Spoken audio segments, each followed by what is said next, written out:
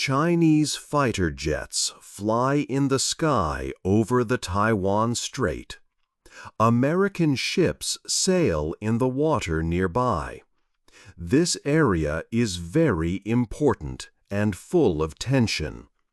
It is a narrow sea, only about 90 miles wide. In the middle of this sea is Taiwan, an island with 23 million people. Many people say Taiwan is the most dangerous place on Earth today. Here, the world's two biggest powers, China and the United States, watch each other every day. A small mistake could start a big conflict. This conflict could be much bigger than any war we see now. So, why is this small island so important? Why has Taiwan become a place that could start a big war? The answer is not just about today's news, like computer chips or military exercises. The real answer lies in a long history. It is a history of 400 years.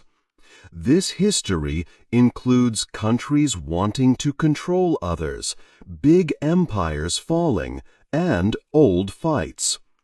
Taiwan is more than just a part of the competition between the US and China today. It is about who controls important sea routes in Asia.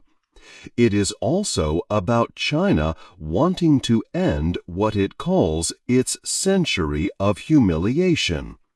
And it shows that Chinese people can live freely in a democracy. To understand why Taiwan means so much to both China and the United States, we must look at its past.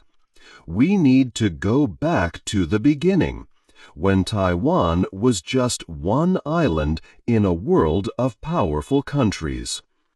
2. A very old island.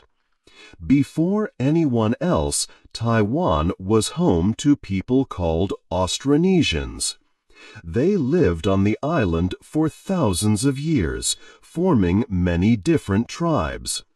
These native groups lived in small villages across the land, separate from the big empires on the Chinese mainland. They had their own unique cultures and languages.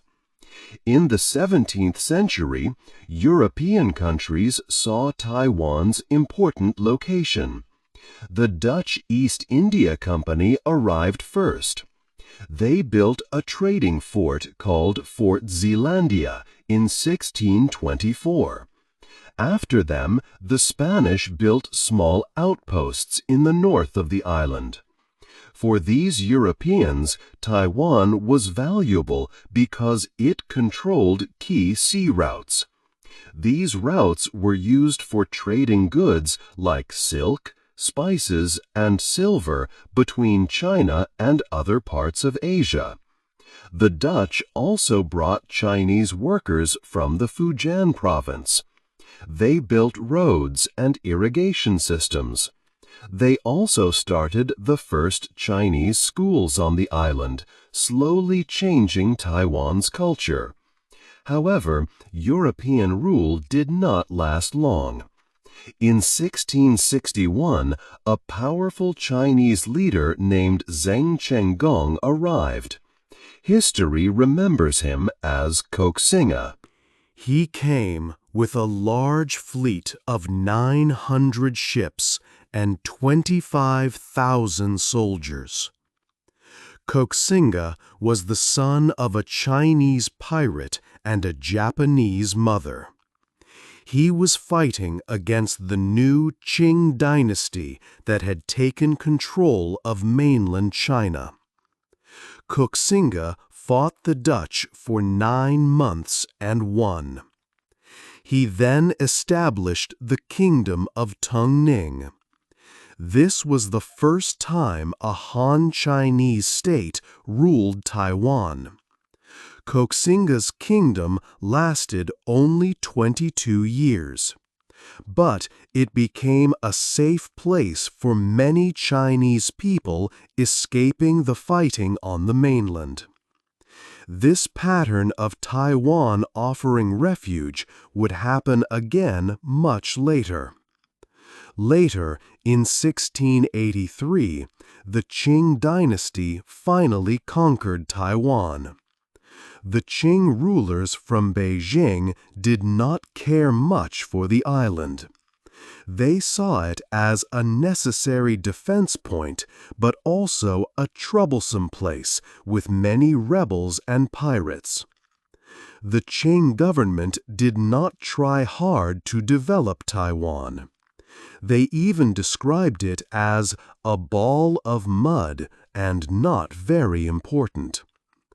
Because of this lack of attention, Taiwan grew its own special identity. People spoke different Chinese dialects like Hakka and Hoklo. Their religious practices mixed Buddhism, Taoism, and local beliefs. Taiwan became Chinese, but in its own unique way, different from the mainland. People on the island often rebelled against Qing rule, showing their strong spirit of resistance. 3. Japan changes everything. After losing a war, China had to give Taiwan to Japan. This happened in the year 1895. It was a very hard time for China, a big shame. The Treaty of Shimonoseki made Taiwan a part of Japan for a long time, leading to much pain for the Chinese people. Japan ruled Taiwan for 50 years, from 1895 to 1945. Japan saw Taiwan as an important place, a model colony that would show its power in Asia. During this time, Japan brought big changes to the island. Japanese engineers built modern roads, railways, and ports, connecting different parts of Taiwan. This made travel and trade much easier across the island. They also created a new education system and started modern farming methods to grow more food. New industries began to grow, bringing more jobs and goods. By the end of Japanese rule, Taiwan had many educated people. It had much better buildings and more advanced businesses than most places in mainland China. The Japanese government also worked hard to improve public health, like nearly stopping diseases such as malaria, which was a common problem before. But there was a big cost to this progress. Japan wanted Taiwanese people to become more Japanese. They tried to remove Chinese culture from the island. People were discouraged from using old Chinese customs and traditions. It became harder to learn Chinese in schools, and Japanese was promoted instead. Taiwanese people were even encouraged to change their names to Japanese ones and visit Japanese religious places. The goal was to make people forget their Chinese past and embrace Japanese ways. This long period of Japanese rule changed Taiwan deeply. It became a modern place with new ways of life, new jobs, and better living conditions. But it also made the people of Taiwan feel unique. They were not exactly like the Japanese, and they were also different from the people on the Chinese mainland. Japanese rule helped create a special identity for Taiwan, a mix that would shape its political and cultural future for many years to come. 4. The Big Split. After World War II ended in 1945, a new time began for Taiwan. Japan left the island. China's government, known as the Kuomintang or KMT, came to take control. People in Taiwan hoped for a better future. They expected to be treated as friends by their fellow Chinese. But things did not go well. KMT officials saw Taiwan mostly as a place to get rice and money. They were busy fighting a civil war on the mainland. The new rulers treated the Taiwanese people poorly. Many Taiwanese felt like second-class citizens. This made many people angry. On February 28, 1947, these feelings exploded. People protested against the KMT government. They were angry about corruption and bad economic conditions. The protests grew bigger across the whole island. The KMT government stopped the protests with great force. Many people were killed. Some estimates say between 10,000 and 30,000 people died. This sad event is called the 228 incident. It caused deep sadness and distrust between the Taiwanese people and the KMT government. Many Taiwanese began to feel they were different from mainland Chinese. The situation changed even more in 1949. On the mainland, the KMT lost its civil war against the Communist Party. The KMT leader, Chiang Kai-shek, decided to move his government. He and about 2 million soldiers, officials, and other people escaped. They traveled across the sea to Taiwan. Chiang Kai-shek and his followers did not plan to stay in Taiwan forever. They believed they were still the true government of all China. They set up their capital in Taipei. They hoped to go back to the mainland one day. Taiwan became a temporary home, but this move created a deep and lasting split between Taiwan and mainland China. 5. America's friend. After the Kuomintang KMT government moved to Taiwan, its future was uncertain. At first, the United States did not see Taiwan as important. They did not plan to help Chiang Kai-shek's government. But then the Korean War began in June 1950. This war changed everything for Taiwan. President Truman quickly ordered the American 7th Fleet to patrol the Taiwan Strait. The ships were there to stop the conflict from spreading. But this action also protected Taiwan from a communist invasion. Suddenly, Taiwan became a very important friend for America in the global fight against communism. General Douglas MacArthur, a well-known American general, described Taiwan as an unsinkable aircraft carrier. He said Taiwan was in a perfect place to help stop Soviet plans and support American operations in Asia. In 1954, America and Taiwan signed a mutual defense treaty. This treaty meant America would defend Taiwan if it was attacked. Taiwan also agreed not to attack mainland China without America's permission. This made Taiwan a strong ally in a very important part of the world. Then things changed again with diplomacy. In February 1972, President Richard Nixon made a historic visit to China.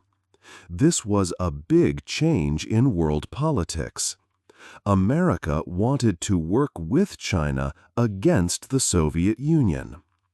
After Nixon's visit, America agreed there was one China. This meant America saw Beijing as the government of China. However, America carefully avoided fully agreeing that Taiwan belonged to Beijing. 7 years later, in January 1979, President Jimmy Carter officially recognized the People's Republic of China. America ended its defense treaty with Taiwan. It also took its soldiers away from the island. This left Taiwan in a difficult diplomatic position. But the story was not over. The United States Congress passed a new law in April 1979. It was called the Taiwan Relations Act. This law said America would keep unofficial ties with Taiwan. It promised to sell Taiwan weapons for its defense. The law also stated that any non-peaceful move against Taiwan would be a serious concern for the United States. This created a special way for America to help Taiwan without officially recognizing it as a country. This policy is often called strategic ambiguity. It means America does not clearly state if it will defend Taiwan in a war, aiming to maintain peace. 6. A new Taiwan. For many years, life in Taiwan was very strict. The island lived under martial law from 1947 to 1987. This long period was known as the White Terror. During this time, the government closely watched everyone. Thousands of Taiwanese people, including thinkers, politicians, and everyday citizens, were put in prison, hurt, or even executed. Their crime was often just speaking against the ruling Kuomintang party. Secret police were everywhere, monitoring schools, homes, and public places. It was dangerous to talk about Taiwan becoming its own country. The island was like a military fortress, always ready for a possible return to mainland China, which the KMT still dreamed of. However, Taiwan slowly began its journey towards freedom. As the economy grew, a strong middle class emerged. These people, many of whom were well-educated, started to ask for more rights and a bigger say in their government. They learned about democratic ideas from other nations. International pressure, especially from the United States, also encouraged the KMT to make political changes. An important shift happened as new generations, born and raised in Taiwan, became adults. They had different views than the older leaders who came from mainland China. The real breakthrough came in the 1980s. Chiang Ching-kuo, the son of Chiang Kai-shek, was the leader then. He understood that Taiwan needed to change. In July 1987, he ended martial law after 4 decades. This was a huge step for the island. People were now allowed to form new political parties, express their opinions freely, and gather in groups.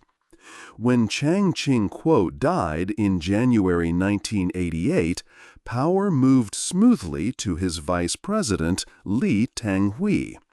He was a native Taiwanese, becoming the first Taiwan-born leader in modern history. Under Lee Teng-hui, Taiwan quickly completed its move to a full democracy. Political prisoners were released from jail. The government stopped checking what the newspapers and television could say. Open and fair elections became normal at every level of government. The most important moment was in 1996. Lee Teng-hui won the first direct election for president. This happened even though China tried to frighten Taiwanese voters by holding military exercises and firing missiles near the island. Taiwan's successful transformation into a democracy was very important. It showed the world that Chinese people could create and live in a democratic society. The Chinese Communist Party on the mainland had always said that Western-style democracy was not right for Chinese culture. They argued that only their authoritarian system could bring order and wealth. Taiwan's vibrant democracy proved this idea wrong. It offered a clear example that challenged China's way of ruling, showing a different path for people of Chinese heritage. 7. The most important chip. Taiwan had a great economic success. First, the island made simple things like clothes and toys in the 1960s. Workers made these products cheaply for other countries like America and Europe. But Taiwan's leaders wanted more. They wanted to make Taiwan a leader in new technologies. In 1973, the government started a special group called the Industrial Technology Research Institute, or ITRI. Its job was to help Taiwan move from making cheap goods to making high-tech products. The most important thing ITRI created was the Taiwan Semiconductor Manufacturing Company, or TSMC, in 1987. A man named Morris Chang started TSMC. He had worked in the chip industry in America for many years.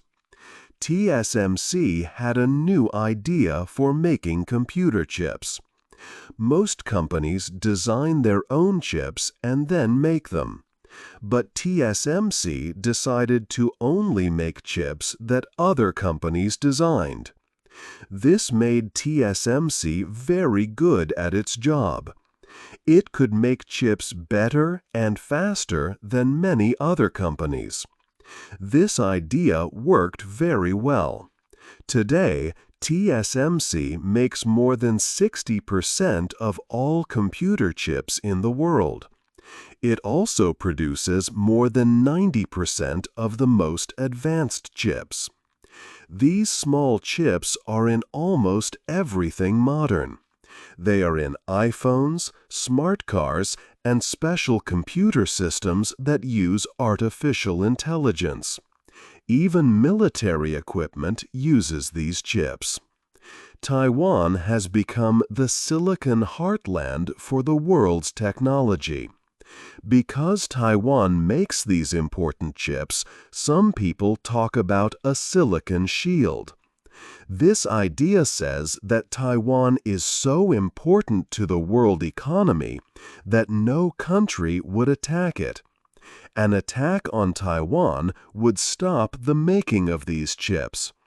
This would cause huge economic problems for everyone, including China. Big companies like Apple and Google need Taiwan to stay stable. Many governments also want Taiwan to be safe. However, this silicon shield is also a risk.